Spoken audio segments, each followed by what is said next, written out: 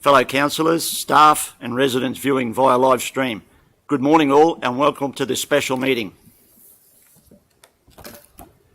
I acknowledge the traditional owners and caretakers of the land on which this meeting is being held and pay my respect to the elders, past, present and emerging. Apologies. We have Councillor Baines as an apology. Are there any other apologies, councillors? I'll take that as a no. Before we go into the declaration of material interests and conflicts of interest, I'll hand over to the CEO because there have been some statutory changes in terms of the wording, and the CEO will give us a briefing on that. Yes, thank you, Mr. Mayor. Please forgive my error. The agenda is still bearing the old terminology in respect of material personal interest and conflicts of interest, including perceptions, under the electoral and other legislation, accountability, integrity and other matters Amendment Act of 2020. Post October the 12th, none of that is relevant, and now we deal with declarations of prescribed conflicts of interest or declarable conflicts of interest. So I apologise for that error, but if you ask for declarations of prescribed and declarable, that will cure that error, Mr. Mayor. Thank you, Mr. CEO. Councillors, please use this opportunity to make public any prescribed conflicts of interest or declarable conflicts of interest in respect of the items in the agenda.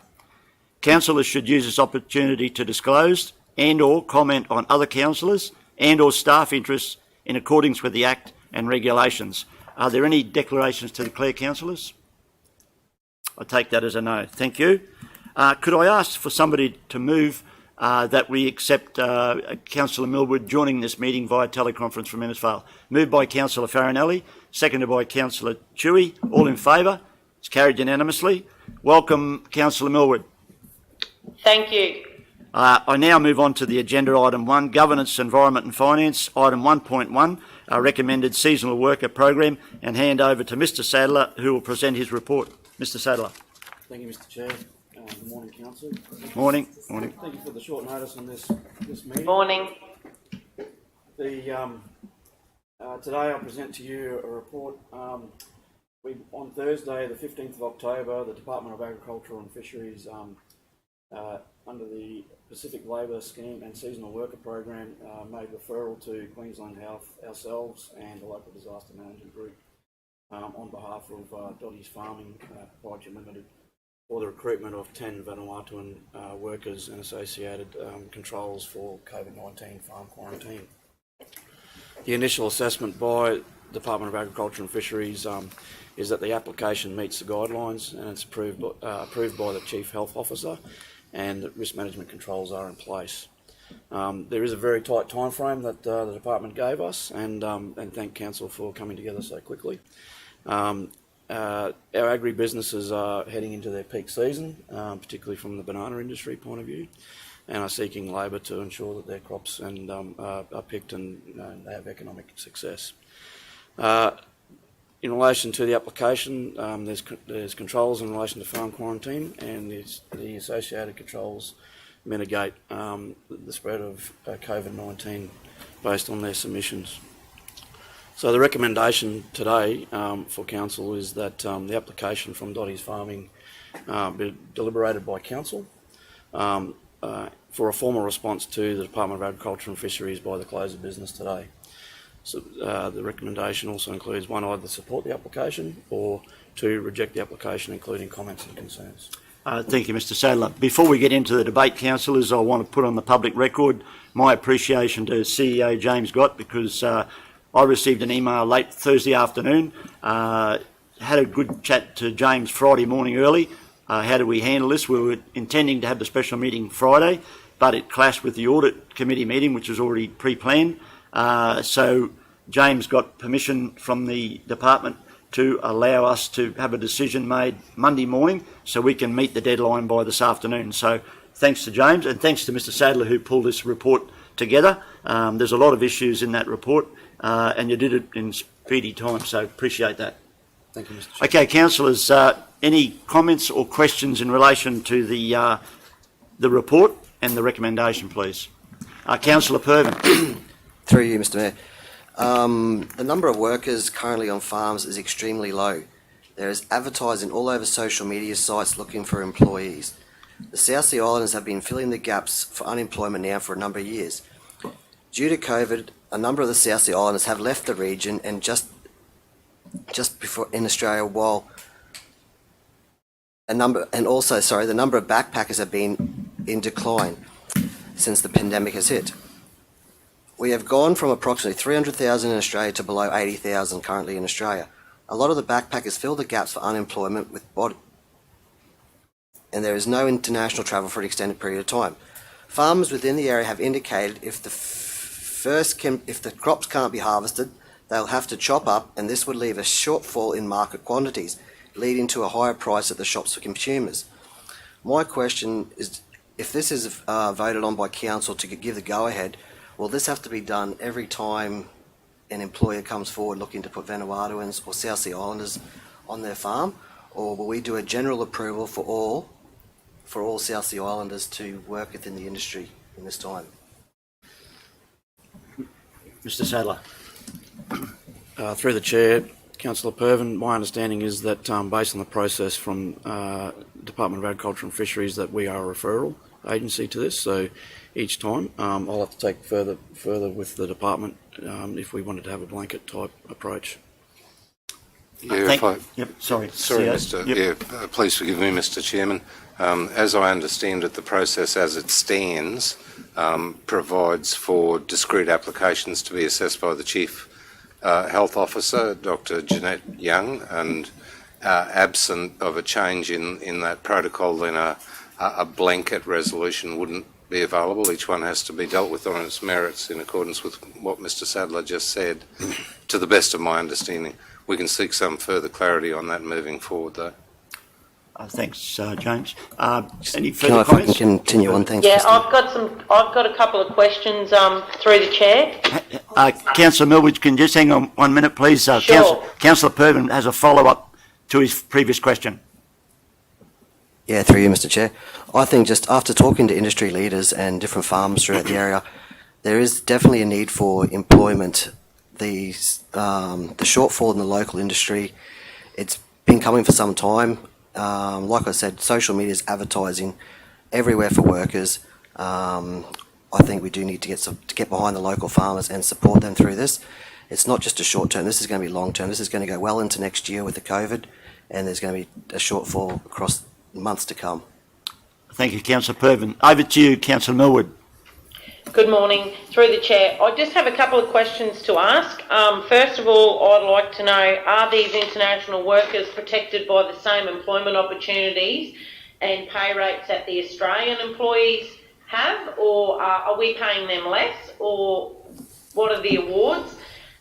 Secondly, we're in the worst recession since World War II, according to the World Bank, and I feel that employment opportunities need to be made more attractive from our farmers for the benefits. And while I don't oppose these workers coming here, I really do have a big fear of the COVID-19 risk. Even though they're going to quarantine on farms, who's going to police all that?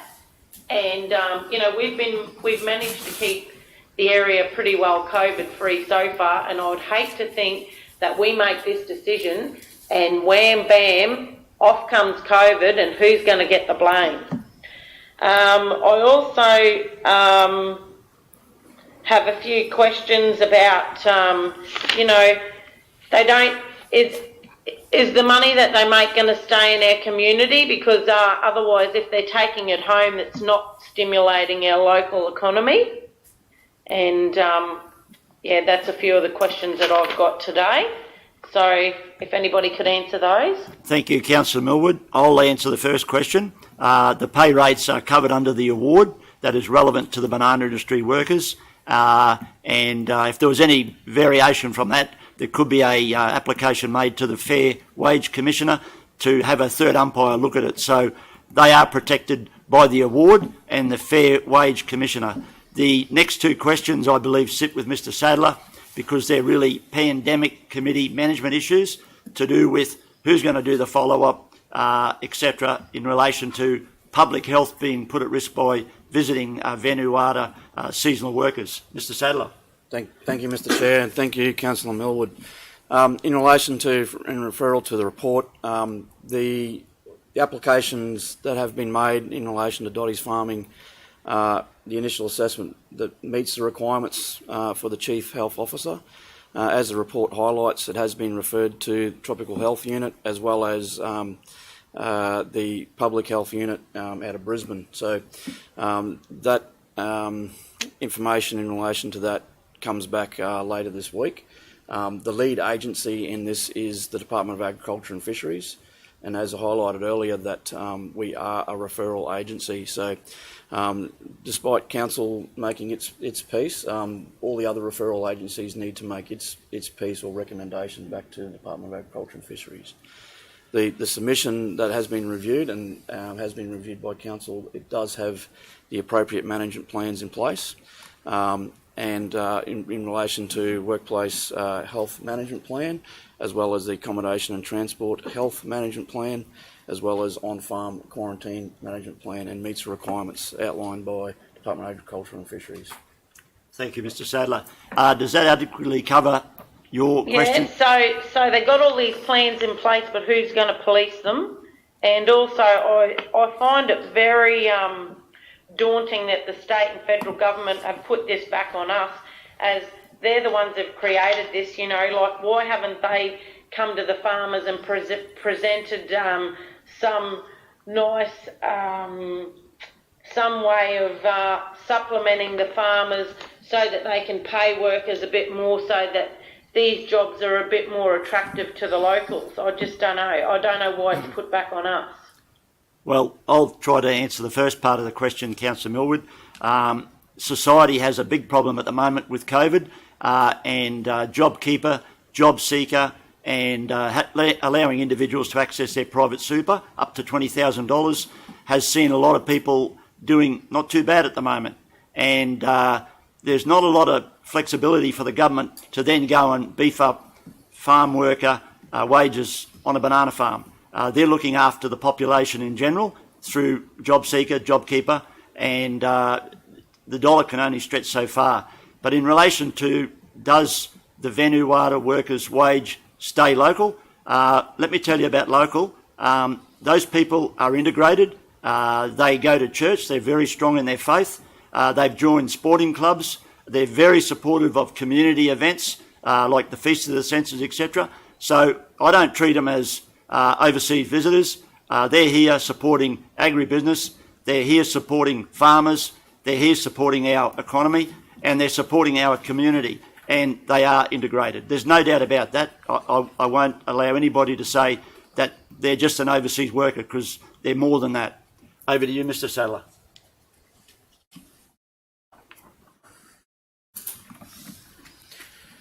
In relation to, and as highlighted in the report, Councillor Millwood through the chair, it's on. In discussion with the lead agency, DAF, they've actually talked to the applicant in relation to alternative labour options, and based on the process, those local labour options have been considered and all have been exhausted. As also highlighted in the report, our regional skills development officer has been working with industry as well as recruitment agencies and also the state government in relation to trying to reduce the gap and barriers for unemployed within our region. Thank you, Mr Sadler. Councillor Millwood, are you satisfied with those answers at this point? Yeah, I'd just like to point out that, as I said earlier, I don't oppose these people coming here, but I just think with, you know, we've got 29,000 Aussies still stuck overseas that we can't bring home, and yet we can bring other people into the country. But anyway, that's how it is, so I'll leave it at that. Councillor Millwood, you'll get a shot again in a minute. We just might go over to Councillor Farinelli now. Thank you.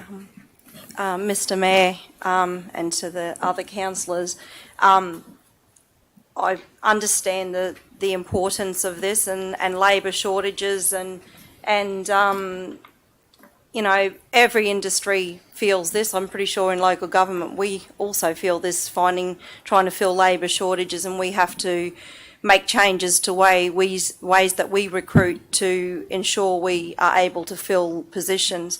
The thing that doesn't sit really well with me is we have been asked to make this decision as a result of COVID-19 and the impact that it's had. And COVID-19 has had an impact on everything. Since receiving this notice on Thursday, I've really sat in front of the TV and watched a lot of news reports just to gather a little bit of information. And something that was really important to me is on Thursday we have the highest unemployment at 7.7% in Queensland in comparison to 6.9% in Australia. And the state and federal government are spending a lot of money to try to create jobs. Unemployment in Australia is expected to rise to 8%, and that was by the end of the year, and that was Josh Frydenberg, the Treasurer, who said that. Now, at 6.9% for Australia, if he expects that to rise to 8%, what does 7.7% for Queensland rise to? We've got thousands of Australians stranded overseas, and they should be able to return soon if the increases to quarantine in Darwin are realised. On Friday the 16th, something that, and I had spoken about this to Councillor Millwood, so we have 29,000 stranded Australians stranded overseas. And these people are being, this is a quote, Australians stranded overseas have been robbed of any clarity of when and how they may be able to get back into the country. This wasn't helped with National Cabinet being cancelled on Friday due to the PM being stranded in Cairns.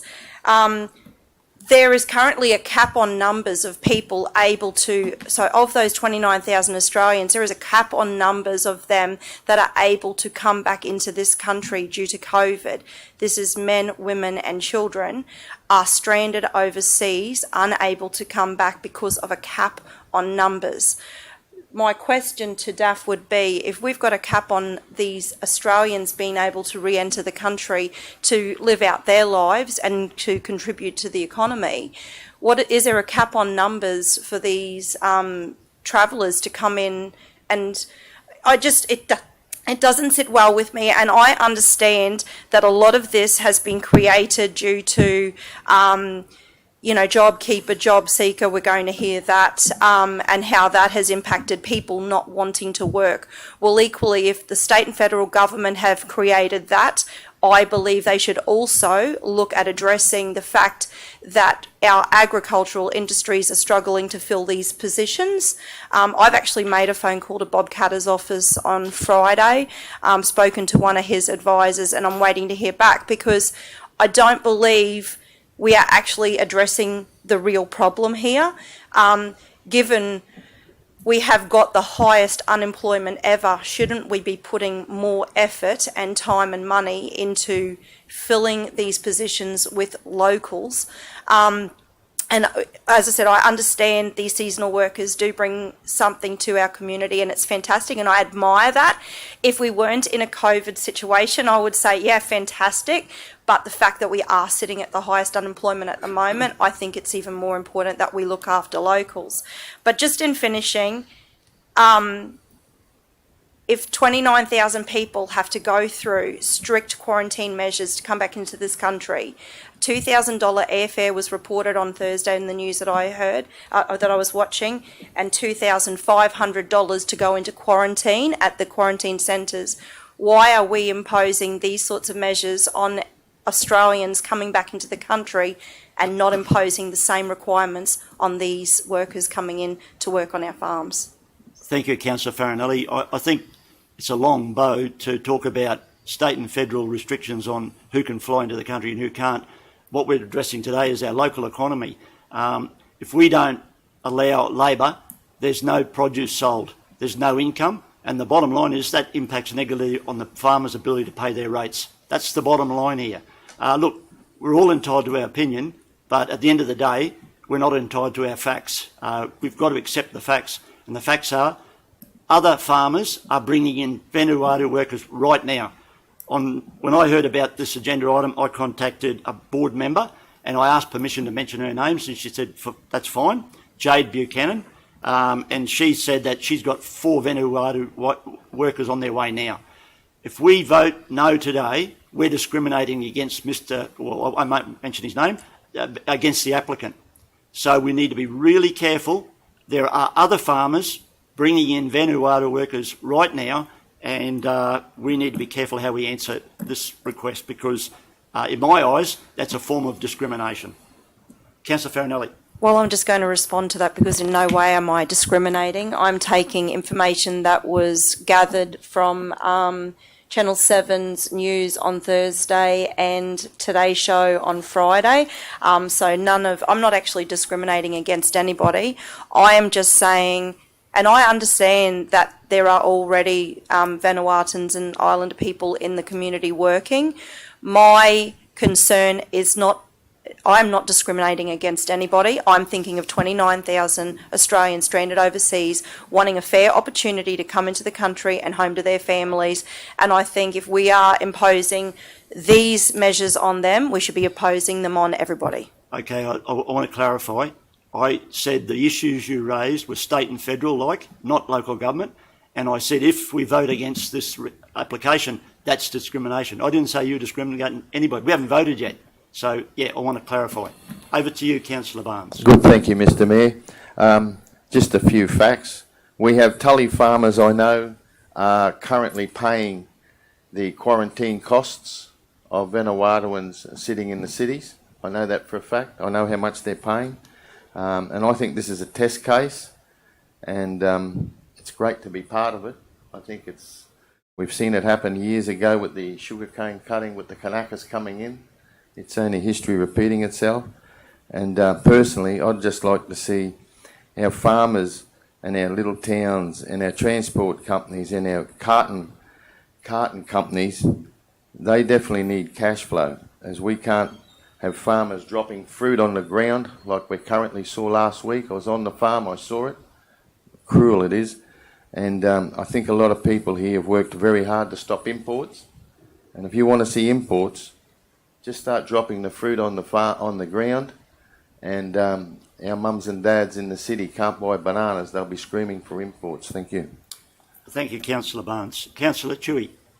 Yeah, good morning through you, Mr Mayor. To be honest, I was unsure where I sat on this point. So I went to the coalface and I spoke to 4 individual farmers over the weekend because I felt I needed some insight. And yes, we all agree, and they pointed out quite clearly that they simply cannot get local workers to come to the farms. One farmer has a forklift position advertised for 3 months that can't be filled. Another farmer has a tractor driver position that for 3 months advertised that can't be filled. So there are jobs there. Another farmer pointed out that I asked that why did they think that was so? One of the answers, which I found was interesting, was that combination of the devastation of the cyclones and the boom of the mining industry, a lot of the workers have left the area to go there. So therefore there are no workers for farm work. They do employ locals. They employ locals as farm managers, as administration officers. But if we don't have farm workers to farm the fruit, they won't need a farm supervisor or a farm manager. They won't need payroll people or office staff. So therefore that will be a huge impact on locals, because these are locals that are working here, have houses, have mortgages, pay rates, their children go to our schools. So we really need to support this situation, I believe. As I said, I wasn't sure, but having had those conversations with 4 farmers that are pretty high profile in the industry, and our farmers are local people too, so I believe we need to support them by supporting this. Thank you. Thank you, Councillor Chewy. Any further? Councillor Farinelli. So essentially at the end of the day, what we are really deciding on is do we just allow them to come in without going through quarantine like every other person? Because basically what we're being asked to is just allow them to bypass the proper quarantine stations and quarantine on farm. Is that right? I'll hand that one over to Mr Sadler. Councillor Farinelli. Through the chair, Councillor Farinelli, almost right. So the proposal from DAF and working with the Commonwealth Government as well is around quarantining on the farm. So rather than quarantining in a hotel, it's quarantining on the farm, and there's controls in place. And those submissions, as part of the application that Council has in front of it, goes through all the mitigation strategies in that regard. Any further questions or comments, councillors? Yeah, through the chair, I just wanted to say that, yeah, I'm happy for the workers to come, but I'm not happy for them to be quarantined on a farm. Thank you, Councillor Millwood. That's a requirement of Queensland Health and DAF. It's not something that Council has imposed. We're trying to work with their conditions and look at their application today. Any further, Councillor Farinelli? Reading through the report, though, I think it's valid that we all make these comments because DAF have asked for our comments. So while this may get up, I do think it's important that DAF be provided with the comments that were made today so that they can use those in consideration in the future as well. Because ultimately, the first point of call should not be outside the region. It should be trying to. And my understanding, having spoken to Mr. Sadler on Friday, I think it was, that he'd actually approached 3 of the employment agencies, and one of the employment agencies had actually told him, am I correct in saying that they could have filled these positions? So through the chair, yes, our regional skills development officer made contact with all the regional employment agencies. One said no, one said might have some yes, and the other was still yet to come back to the officer. Thanks, Mr. Sadler. Any further questions or comments, councillors? Yes, through the chair. Can you just clarify what we're actually, the actual, what we're voting on today? As in the agenda, we're voting on approving or agreeing with the request from DAF that they should be allowed to bring these 10 Vanuatu workers in to support this lone farmer, like many other farmers are currently doing. So we're going to be seen as being totally consistent in that regard. We're also supporting our economy. As I said before, the bottom line is no labour means no produce to market, means no income, which negatively impacts on our rates. So we need to be very aware of that fact. Councillors, I want to compliment all of you on following your due diligence. Some have gone down different lines of investigation on this matter, but at the end of the day, we need to be consistent.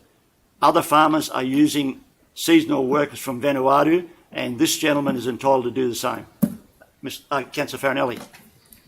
I just want to make clear, though, we are also being asked to trust in the plan that's been provided to us by the farm in question.